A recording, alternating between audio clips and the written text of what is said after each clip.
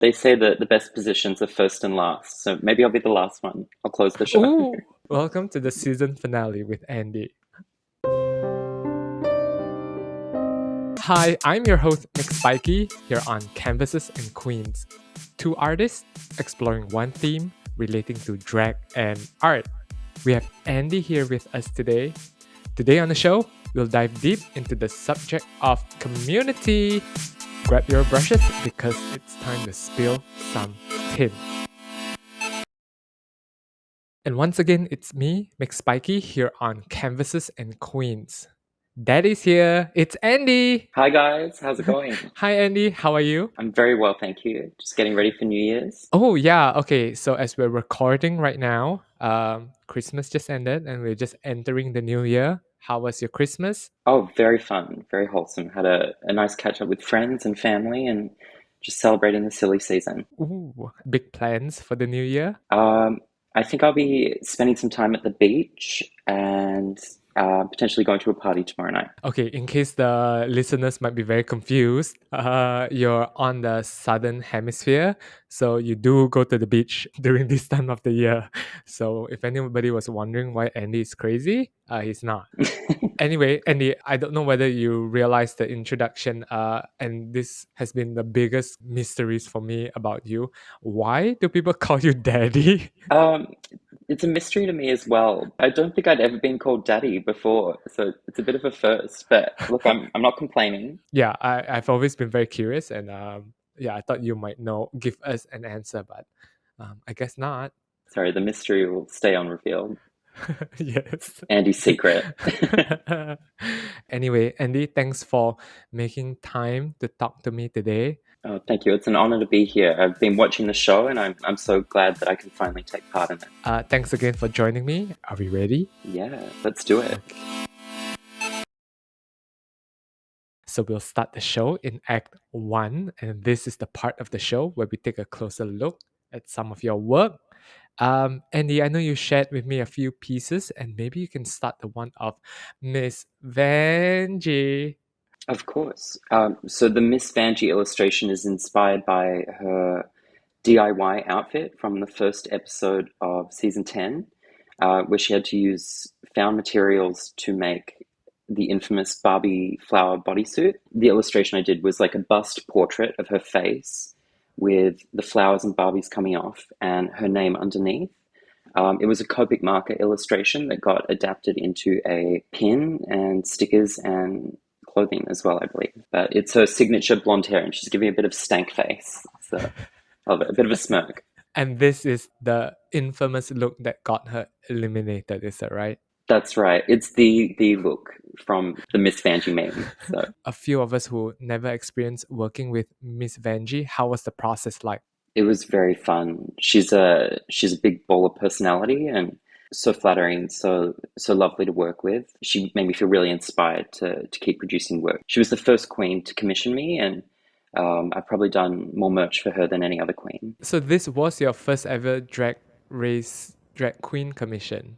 Yeah, it kind of started the ball rolling. It'll yeah always hold a special place in my heart. Yeah.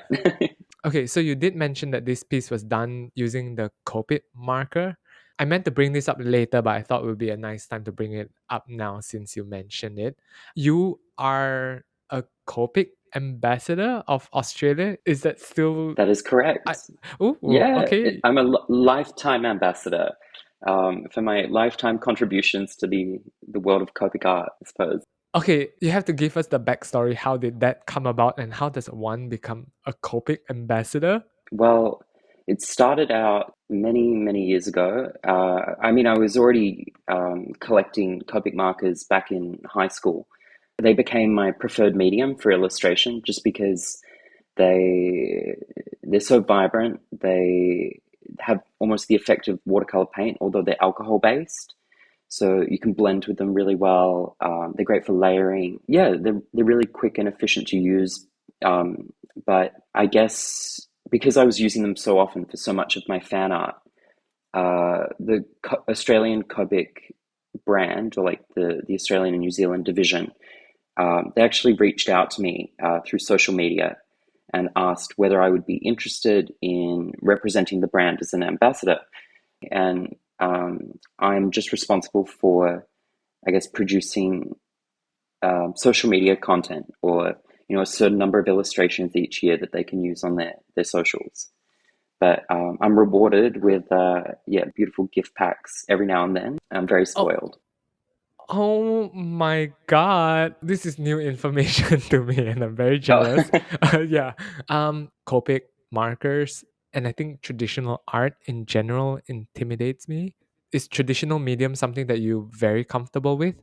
yeah, I guess it was my preferred medium for the longest time, and I'm self-taught in digital art, so I try and do both now. Obviously, digital's a lot more suited to commissions, but I kind of like the permanence of traditional art. There's no undo button. You kind of just have to keep going forward. But yeah, these days I try and do both and mix the two. I've heard that Copic markers might not be the most economic supply, especially if you want the range of colors. If you are looking to use Copic markers and you don't want to invest in like a full set, I would say just always go with the lighter colors, just because the nature of the markers is the more that you layer them, the darker they get. So you can create, so many different tones from one marker if you're just building upon it. And also I guess, with the three styles that they have, the classic, the sketch, and the chow. The chow is probably the most affordable. I'm a little bit intimidated by it. So, Copic, if you want to send some over and let me try some markers, yeah, I'll send you my address. I think we have another ambassador on our hands.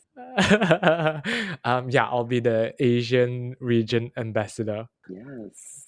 Yeah. Okay. You shared a few other artworks with us. Maybe the most interesting is the Jaida Essence Hall illustration that you sent through. Yeah, I guess you have some history with Jaida Essence Hall and this particular artwork in general. Is that right?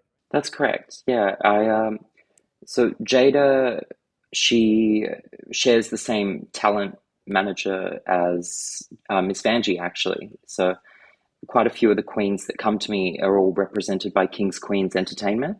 When they're looking to have merchandise design, I'm really fortunate that a lot of them look to me, and I get to work remotely from Australia. But Jada, the orange look that she wore for the Survivor lip sync, started out as fan art, just kind of an experiment in digital painting. And then afterwards, she reached out to purchase the licensing rights so that she could use it for merch. But yeah, the end result was like really cool. It looked really nice on a singlet, and I was happy with it. I've not been fortunate enough to make any merchandising for Jada, but I've had some casual interaction from just doing some of the fan art. And based on these casual interactions, I think she's so sweet and so nice. Jada in particular is like, I feel like she's so appreciative of the fan art in general. She's always, leaving comments, liking artwork, sharing it on her socials. Not just for me, but I see for like lots of the fan art. That support, it doesn't go unseen. It's so appreciated and encouraging, I think, for artists, and that's why even I, like, outside of the commissions, still felt compelled to like draw looks even when they weren't commissioned. So I thought maybe it's worth mentioning.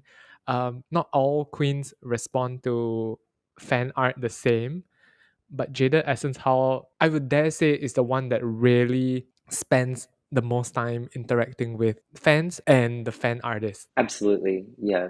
It's a Yeah. scale. I mean, yeah, some will comment, some will like, some will repost, some will never see it, and that's okay too. But Okay, yes, you're right.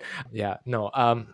I love Jada and I'm so jealous that you got a chance to work with her. uh, no, she's a darling, such an angel. So, Andy, thanks for sharing those pieces with us.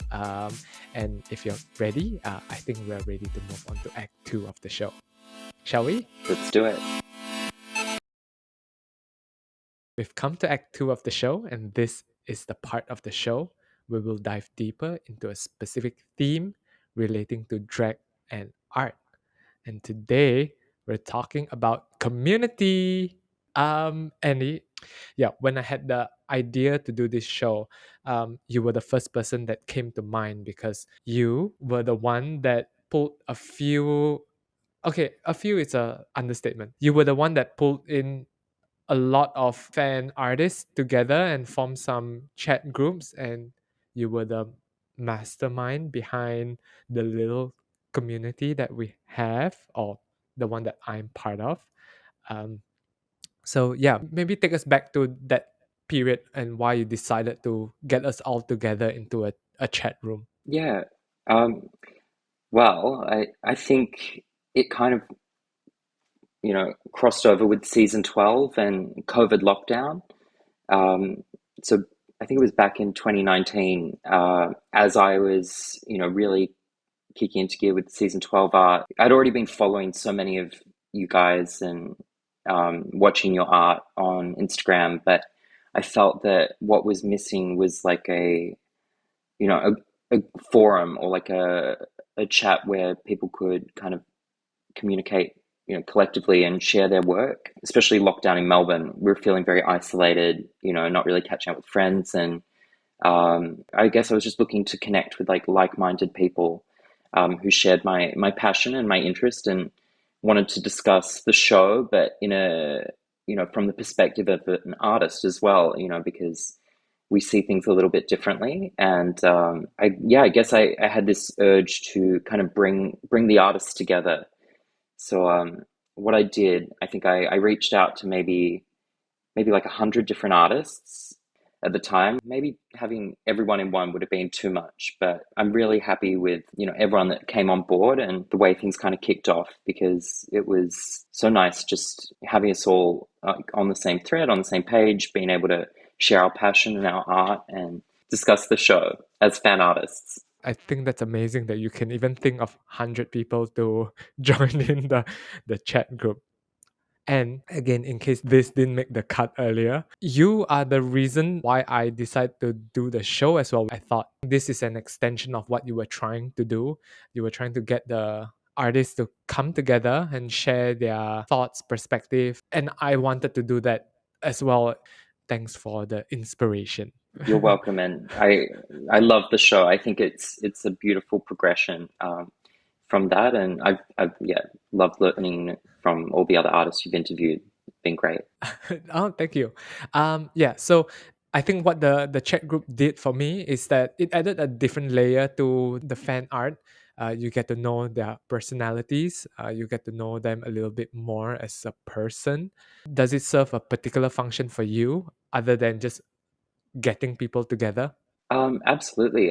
When I started it, I guess my goal was to give people a safe place to ask for, constructive feedback on their work, as well as, discuss their processes and get support for, commissions, clients, licensing rights, all the business side of fan art. That the information isn't readily out there. It's a very niche field. And we've had our share of like problem clients, and just being able to talk to people that have worked in the field, being able to get their feedback and advice is very reassuring. And but it has different purposes for everyone. Yeah, exactly. I think what you mentioned is quite true. Sometimes when you work on a piece for too long, you either become too attached to an idea, and you might not be able to see outside of what you have been looking at for maybe the past week or two.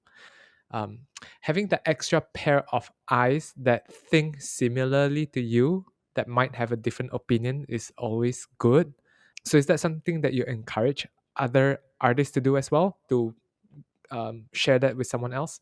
Yeah, absolutely. It's so important to be open to constructive feedback, or like, same as, when you're at uni studying fine art, just group critiques are just part of the process. You have to be able to stand back and let your work be interpreted and critiqued by your peers, and be open to feedback, because that's how you grow. I don't mean to pry too much, but you went to uni for fine arts? Yeah, that's correct. Well, I did a diploma of illustration, and then an advanced diploma of fine art. After that, I articulated into the second year of the Bachelor of Fine Art at RMIT. Yeah, Wow. Okay, the pieces start to align. Sorry, I didn't know that. What you're talking about makes sense. So, for those who did not go through the art school or any art related programs for uni, they might not be as used to having their work put out for people to interpret or criticize. I think in the school setting, you really have to tough it out and take the criticism. Is that right? yes, absolutely. It's just part of the curriculum, you know. I think one of my lecturers stated the difference between fine art and illustration is that fine art is created for yourself, and illustrators create work for other people.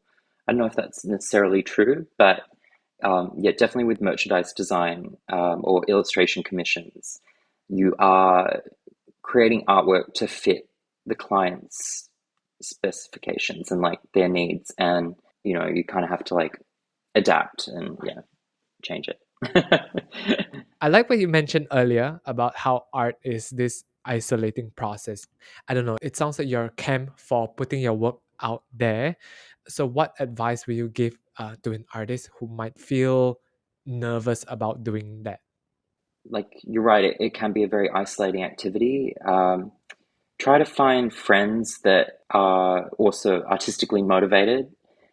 Start drawing with them. Get feedback from your immediate circle of friends, maybe. Yeah, I think sometimes the pressure of sharing your work online can be inhibiting. It is quite daunting if you're not like fully in love with the piece. I guess we're all our own harshest critics, and you just have to kind of like push through it and be happy, like be open to just making anything. Like it doesn't need to be perfect; it just needs to be done. Just get it out there. Yeah, no, that's good advice. Okay, maybe on the flip side, what advice will you give to an artist who wants to give a comment? How do you differentiate a nasty comment from a constructive criticism? Yeah, that's a hard one because I think I've been pretty fortunate to not get as many nasty comments as I know some other artists have. Yeah, what is your method or approach when someone gives you an artwork and they ask you, hey, can you give some feedback? I like to, yeah, always find what I like about the artwork first, and then like giving the feedback in a way that's not derogatory or going to put them down, but just encourage them. It's all about how you word it, I guess. Yeah. Yeah, I think the other thing for me is I think to understand what they are try to achieve with the piece. Is that right? Yeah, If they're saying I'm having trouble with the background and then, leave the other parts alone. of course. Yeah, it's like offer advice for the background. Don't like you know the fingers Trash. wonky or something. I don't know. Yeah, trash, disgusting. No, yeah. Yeah, I think for me, I'm fortunate enough to go through architecture school. So we do this all the time to each other's work. And I think there's a little bit of a consent as well that anyone in that space is open to the criticism and you have to learn to take it. So if someone said this is trash, yeah, there's a lot of trying to understand like why this person thinks it's trash and then try to work from there rather than taking it personally. Yeah, I don't know how else anybody would learn it other than keep trying this process, but it's very painful. Is that similar to your experience? Thankfully, no one's called my work trash yet, but there's still time. I'll do There's it. No, yeah, no, I'm just we'll joking. see. Yeah, You could okay. do it. Yeah, I No, volunteer. no, no, no. It's not, Andy. Please, no, it's not. But yeah, do you have a similar experience of really toughening out to criticism like this? Yeah, I suppose so. Definitely more with my like fine art practice, I think, at uni. But yeah, it's very important to be open to feedback, and I'll often, put my work into the group chat and ask, for specific advice. Yeah, I'm still mildly terrified by sharing my artwork on it. So I don't do it as often, I will confess. Yeah, what advice will you give someone who might be slightly afraid of doing that? Yeah, just submit if you're looking for advice, let people know specifically like what your concerns are or like what you're unsure about, which area you want feedback on. Yeah, once you've kind of explained what you need help with, and then share the work, we can kind of like analyze it and give feedback that yeah isn't you know isn't gonna Rude. crush you and we'll put you on the ruin you. It'll set you on the right path. Yeah, okay. So within the group that we are in, some are more vocal than others. Some are a little bit shy and been inactive for since the inception. So I'm guessing some people might be afraid to speak up within the group. So yeah, what would you tell them? Should you encourage them to speak up more, or you're happy with the way it is currently? Um, Look, I think we kind of all go through like periods of productivity and, not just our drawing, like our fan art and things, but just interests over time change, life can get in the way sometimes. So I fully understand why someone might want to like take a little hiatus or a little break, from producing work or communicating about it. But it's nice to know that we're always there. If the inspiration does strike, you can jump back in at any point. And yeah, I think over the years we've all kind of gotten to know each other quite a lot, and we've figured that it's a safe space to chat. But yeah, it's never too late to kind of come back in or hop back out or you know. Oh, that's so nice. You make everyone feel so welcome. Yeah, okay, no, that's really good. Yes. Aw. And you're right. Not everybody feels ready to speak out sometimes, but it's still a space for them. Yeah, that's what I was going for at the start. Yeah. Okay, no, that's good because I thought your advice would be like, you have to speak up more because if not, you're missing out. So nice. Okay, it's a safe space for everyone, even though if you're just silently reading everything, Yeah. watching, judging. Yes. Okay, yeah. Anyway, I love the group. So yeah, what are the advice you would give to an artist who interact with other artists? As artists, we understand how much work, we put into our own practices, and we should celebrate, that these other people are doing the same, and we know, yeah, how much time and energy goes into producing work, and we should reward it because, yeah, Yeah, just be very supportive of each other, right? yeah, absolutely. Since you are the ringleader of the group of artists, do you remember any memorable moments or funny interactions that you had with any artist personally or in the Oh, group? We're here for some tea. oh my God. One thing that's jumping to mind is, do you remember Cheryl? Oh, yes. Cheryl. Okay, so that was a Oh, real yeah. bonding Yeah. moment for the group, I think. If the function of a villain is to band everybody together, then she's the perfect villain. Yeah, she was the real villain that brought the art queens together, I think. We became a united front that day, and I haven't really heard much about her since, but yeah, her name just kind of like echoes in the chat Yeah, every now yeah. and then. Okay. So for maybe those who might be listening in and has no idea what we're talking about. I hope Cheryl's Um watching. Can you yeah. imagine? Oh my God, Cheryl. Cheryl. Please don't cancel us. Yeah. Yeah, okay. I think Cheryl was sharing or reposting someone's artwork and trying to steal the attention from the actual artist that made the artwork. So for us, I think that's a big no-no in the community. It's because we want to be properly attributed to our own work. So yes, she doubled down and then the group kind of banded together to tell her to stop doing it. But yes, I mean, it's not like we were mean. Okay, it's not like I was mean. Well, I wasn't mean. We'll just leave it as that. Yeah. She could be anyone. She could be posting anyone's art. We wouldn't know. But interestingly enough, the whole practice of reposting artist artwork, I think, kind of died down. Oh yeah, definitely. Yeah, the problem with that was I think people like Cheryl were reposting other artists' work and then tagging all the queens. So if the work got shared, it was Cheryl that got credited. Yes, and the queens sometimes, unfortunately, don't have the time to properly check to see who the real artists were. Reposters sometimes mistakenly gets the credit for producing the work. That is a memorable moment, except I completely forgot until you mentioned the word Cheryl. And Yeah, do you have a highlight? I can't remember when's the first time that we started talking. So I remember when you reached out, I was quite flattered because I don't get a lot of interaction with other artists as well. So, and then when you brought me into the group, yeah, it suddenly made me realize that I'm not the only one because it felt quite isolating at the time. Yeah, when I think about online friends, I always think, oh yeah, Andy is the reason why I had this connection. So that's my memorable moment with you. Mhm. Oh, What? that's so sweet to hear. Thank you. Uh, No, yeah, like you said before, drawing can be a very isolating activity, and it's just so nice to meet like-minded people and, you know, people that, know what we're going through and be able to talk about it and share our passion. It's, yeah. yeah, that warms So, my heart. Thank you for saying that. and speaking of bringing us together, yeah, I think we put a lot of weight on people coming together and finding communities.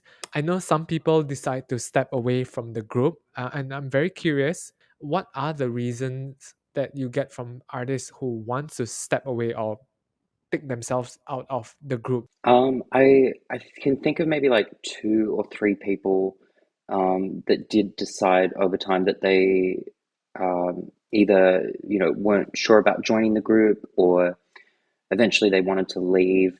And I think it was just because they had kind of maybe lost a little bit of their maybe the passion, not just for creating art, but also the show as well. Like, RuPaul's Drag Race is really boomed. It's saturated everything, and I I think they're maybe a little bit overwhelmed by that and needing to prioritize other elements of their lives or pursue other interests. And I fully appreciate that. Like um, it's really important to like live a balanced life. But also, I don't know if this is a thing, but I think maybe I don't know.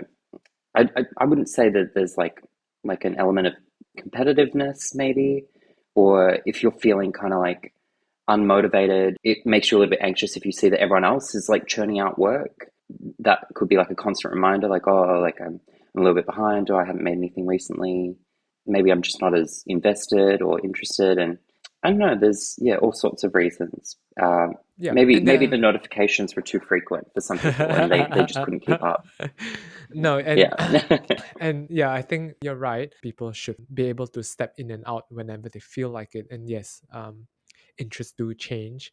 And I know I mentioned all these things about you bringing us together, and I hope that doesn't put too much pressure on you too, especially when you feel like you need to step away every once in a while. I kind of like come and go sometimes, but yeah, I know that it's always there. I don't plan to leave anytime soon. Don't worry. It's like Andy left the group chat. Daddy's gone. Yeah. Yeah, that is gone. That is missing. Whenever someone leaves the group, we'll be like, "Oh, okay. What was the reason?" Yeah, what's the tea? No, but no, if anyone ever leaves, I always kind of like reach out and just make sure that they're okay and like always, yeah, different reasons, but totally understand. The dynamics of the group changed over time. What is the future you think for other artists community? Oh, I just completely forgot. Okay. Well, it just reminds me. I loved kind of like group art project when we all collaborated for Chi Chi Devane. That was probably one of my highlights of the group. Rest in peace. I love Chi Chi. When all the fan artists kind of came together to, you know, make a tribute artwork, that was really beautiful. And I would love to see more like collaborations like that in the future. If my editing timing is right, the episode with Linton should be out. And we did talk about the Chichi Devane tribute. Now that you mentioned this, maybe we should try to see if we can do some group projects again in the future. Yeah, I think that'd be wonderful. I mean, just being, yeah, Chi Chi's passing like really shook me. She'd been, I think season 8 was like one of the first ones I started drawing as a fan artist. And back then, it wasn't as common. There wasn't the kind of abundance of like drag race fan art that there is now, especially with like all the international franchises. There's 100 drag race fan artists in every country, and yeah, back then it was just so much more niche, and the queens were so much more receptive. And um, I remember, yeah, a few conversations with Chi Chi over the years, and I was following her like health journey, and when she was unwell, I was, I yeah, just really rocked me. But yeah, I'm so glad that we were all able to kind of like come together and pay tribute to her, and it meant a lot that everyone kind of got on board for that. Oh, I'm so sorry to hear.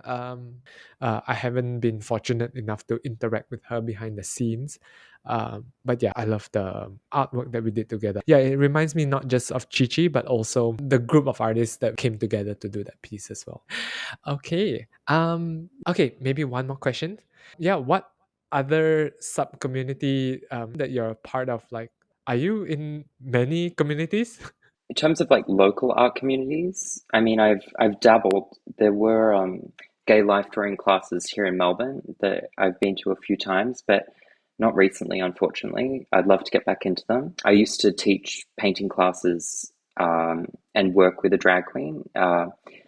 So they were like paint and sip sessions where people come in, BYO alcohol. I used to do that, and then I resigned from it for um, personal reasons. But I've just started at another one in Collingwood on Smith Street, my favorite street in Melbourne. So I'll be working with drag queens again, and being able to kind of like finish a class and then go out and engage with the drag scene, which is something I've really missed like for the last 2 years. I think is just kind of going out, seeing live drag, being part of the scene, and it's such an inspiration, like to be able to see them in person and performing, and getting the feedback from my peers, and just being part of the community. It's Yeah. integral to my work. I think live drawing is a great place to find community as well. It's really fun. Absolutely, it's just low, completely no pressure. It's just about drawing what you see as quickly as possible, and then moving on to the next pose. And before you know it, you've kind of like created a small portfolio. I started my digital art journey drawing drag queens. When I found out about the live drawing classes, then I start venturing out into drawing more figure drawings and stuff. And then that branched me out into drawing more male illustrations. So yeah, it kind of opened my whatever the portfolio as well, as you mentioned. I think I've asked most of the things that I want to get out of this. So hopefully, yeah, I didn't leave any stones unturned. I think you covered. You Okay. got the stones. I Yeah. got the stones.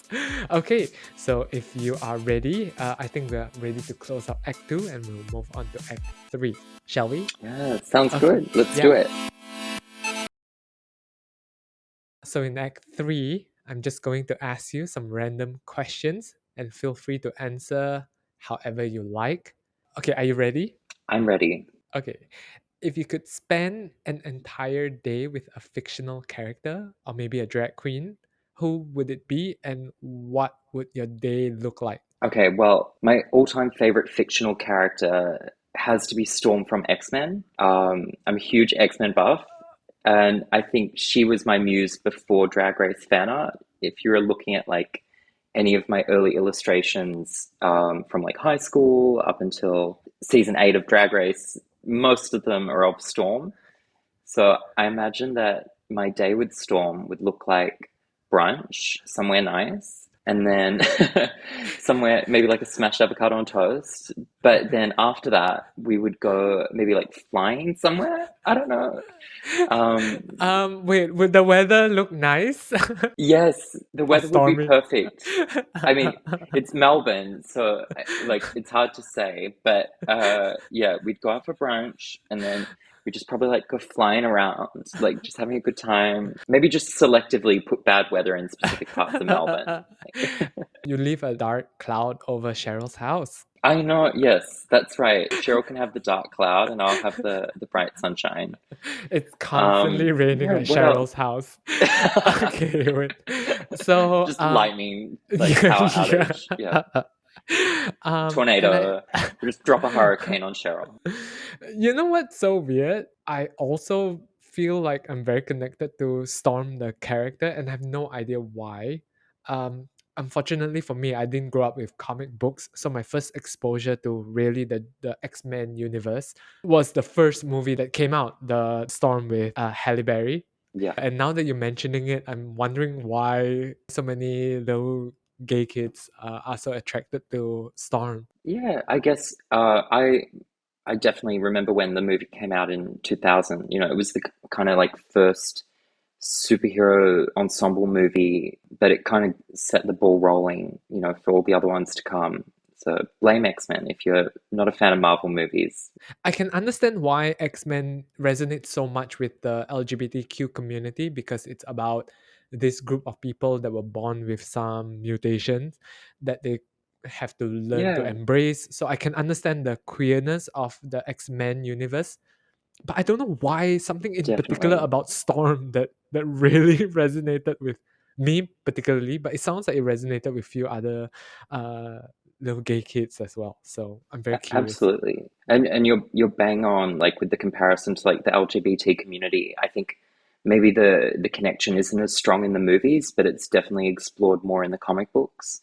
There's a lot of overlaps, you know, as they're kind of fighting for their civil rights, and you know, they're not appreciated the same way as like the Avengers or the Fantastic Four. They're kind of feared and misunderstood, and you know, kind of ashamed of their gifts.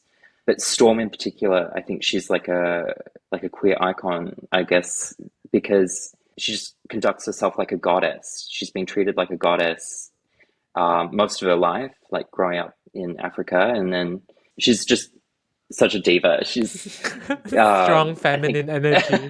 Yeah. she's such a queen. She wears a crown. She's got Yeah. like flowing white hair, a dramatic cape. I mean, which gays don't love a cape? Like, honestly, like a ruby Yes. pendant, thigh high leather boots. Like, should I Yeah. say more? Yeah, Like, yeah. I mean, how much gayer can she be? She's yeah, a gay icon. Oh, yeah, you're and right. So X-Men does explore shame, but also embracing power. So you do see people who are very ashamed of their gifts, and some are embracing it. And I guess what you're saying is true. Storm is this strong female character that gay boys just seem to resonate with. I think something about the controlling the weather. It's also quite oh fun. yeah, the way that her power is like intrinsically linked to her emotions as well. So she always kind of has to like keep her emotions in check, or you know, if she gets angry, you know, lightning strikes, or sad, you know, it rains. But yeah, she's just Ah, excellent. Just so my favorite. fascinating. Okay, but your day with her would be like nice, pleasant day, avocado on toast, flying around, Yeah, no rain inside. flying around, no rain, having a good time. Maybe we can go outfit shopping. I can get a matching cape, some boots, you know. I love the Yeah, answer. Do you want thank you. another question? Yes, please. Okay. Okay, question 2.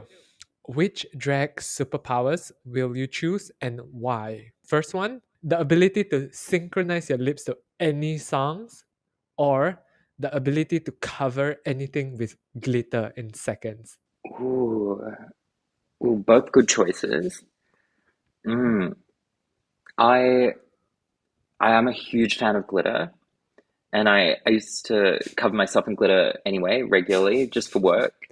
Um, honestly, oh, the lip syncing one, I mean, that would be very handy in some situations, and I feel like very entertaining Yeah. and probably more marketable. Like it has more practical applications. I feel like glitter, while it would be beautiful to see, can I can I pick the first one, the lip syncing, but still just like carry around little pouches of glitter and like throw them? Okay. Can I? Yeah. So you Is you, that you want okay? to be Yeah. like excellent. Yeah. I think kind of like the X-Men, some have multiple powers. You want to be like to able to lip sync is your primary one. And then every once in a while you just Sprinkle some glitter. Sprinkle some glitter. I think that's what I do. I know I gave you some limited choices, but do you have any drag superpowers that you think it's great to have? The first one that jumps to mind is shapeshifting. I feel like there's so much potential for fun with shapeshifting, even in like the drag realm. Because yeah, I mean, look at Mystique from the X-Men. She can transform herself into anyone, and you would be able to use your body like a canvas. You know, canvases and queens. You would just that could be your name. Welcome to the Yes. stage, canvases and queens. But Mistake, the uh, real canvases and queens. Funny that you mentioned that because I think for me it's Storm and then Mystique is the two that I feel like it's the queer yeah, icons. the hero and the villain. She's probably yeah favorite villain across the comics and the movies. I mean, nothing against Jennifer Lawrence, but I think Rebecca Romaine is yeah definitely the cinematic Mystique. Yeah, exactly. Oh damn! Now you make me wanna watch X-Men again. Okay, Oh, me too. I just want to thank you again, Andy, for making time to talk to me, especially this time of the year. No, it was my pleasure. I've been wanting to come on and join and just waiting for the right opportunity, and this has worked out perfectly. So, No, that's amazing. Season finale, Queen. woo! Anyway, thank you all for listening to Canvases and Queens. Please subscribe and never miss another episode. Sound off in the comments. What superpowers will you choose instead? And Andy, where can people find you? Oh, you can find me on Instagram at Andy Hoven. That's Hoven, like oven with a H. Ooh. Yeah, that's my Instagram. Join me again in the next episode or the next season, who knows? And until then, keep it artsy and stay fartsy. Bye. Bye.